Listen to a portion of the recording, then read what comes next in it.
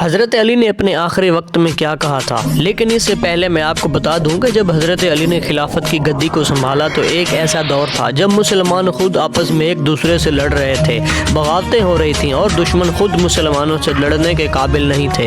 وہ مسلمان بن کر مسلمانوں کی فوج میں گھس جایا کرتے تھے اور ایک دوسرے سے لڑوایا کرتے تھے۔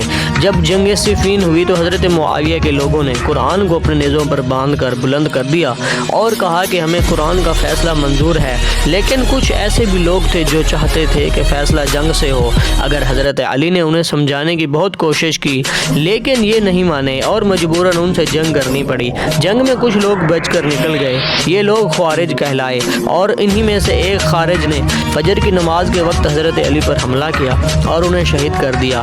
اس کے بعد حضرت علی کی زبان سے جو الفاظ نکلے وہ یہ تھے کہ رب کعبہ کی قسم، آج علی کامیاب ہو گیا۔